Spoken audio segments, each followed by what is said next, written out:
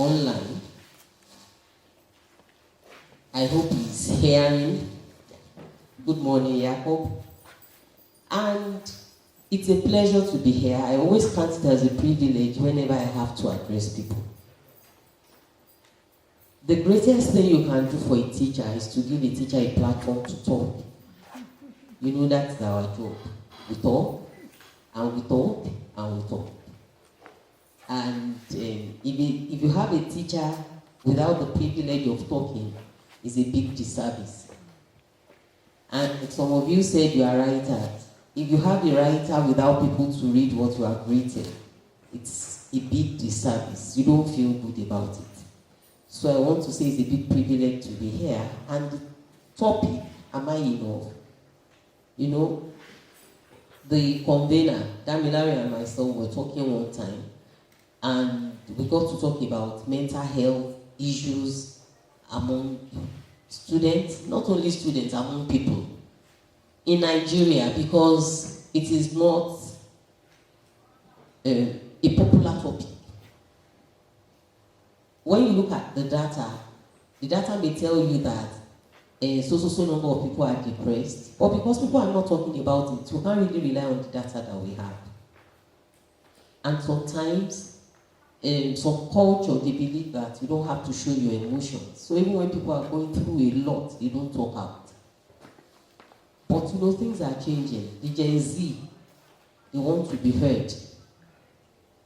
And this program is coming at a very, very critical time when people ought to understand what mental health issues are. Sometimes when I read, I like reading too. When I read and I see foreigners and they talk about in myself, I'll be like, is there every little thing you go for therapy? I read articles on Reddit, on Quora and all that. And when things are happening, first thing people will say is, I want to suggest to go for therapy. And in me, I'll be like, is there everything you want to go for therapy? But that is the black woman in me talking. And so, coming here today to learn about mental health, not only for you, but even for people around you, is a very, very good way to spend one's time. And like the topic has said, am I enough? A lot of times, we may not speak it out, but there are situations, there are things that we face, there are challenges, there are instances that we have already given ourselves the answer of we cannot face it. And that's why a lot of people check out by committing suicide. Some people are not even committing suicide, but they are not engaging with life again. I don't know if you've seen such people. For you to make them do anything, and we've been told that that is one of the classical signs of depression. You cannot convince them, you cannot talk them into doing anything. It's as if they've given up on life. And so this morning, we have been asked to come here to hear what is in us. I believe everyone here is enough. It may not look like it. Sometimes we don't look like what we have. And that is where the major problem is. But the Bible even told us that we should acknowledge the good things that we have in us. So are you enough? Yes. Start acknowledging the fact that you are enough. Immediately you don't acknowledge it, every challenge becomes a mountain that is insurmountable. I'm sure we have specialists here this morning who are going to tell us things about our mental health. How can we keep our mental health good? What can we do? And all the rest. But from my own part, I just want you to know that you are enough, I am enough, and we should acknowledge everything good that is in us. You see some people in codependency relationship. I've been an advisor for quite a while. And of course, we see our students. We see you. You may not know.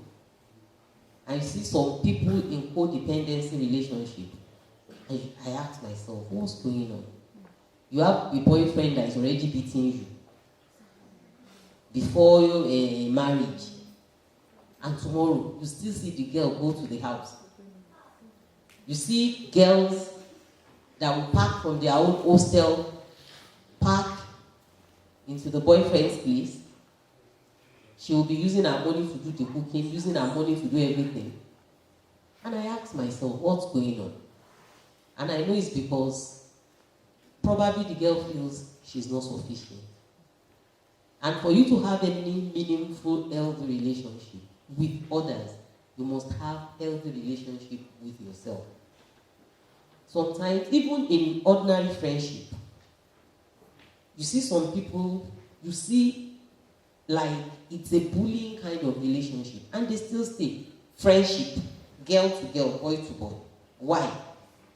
Because one of them feels he or she cannot be sufficient, not knowing that you're already enough.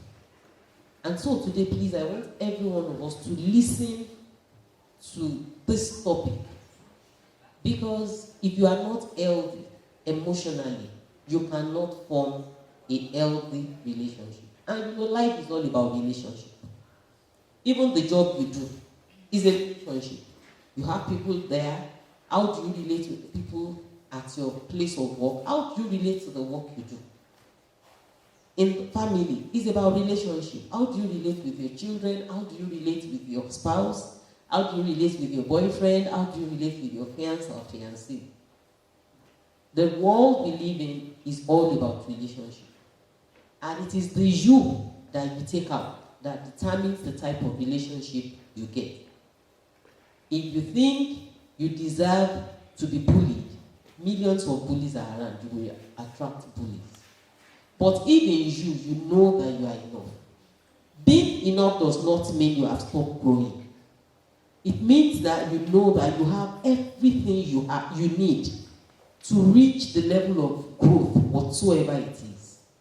And when you are confident in yourself, it is easy for you to have good relationship because you attract whatever you think you are. And that is why when you discover that you are attracting bullies, people that are not putting values into you, check yourself. It's because your belief will determine the type of people you attract into your life. So I want to welcome every one of us this morning once again. We have a lot of programs already assigned. Let us relax. Let us listen attentively. I want every one of us to get something from this program today so that it won't be a matter of wasting time. And yes, I want to answer. You are enough. Thank you.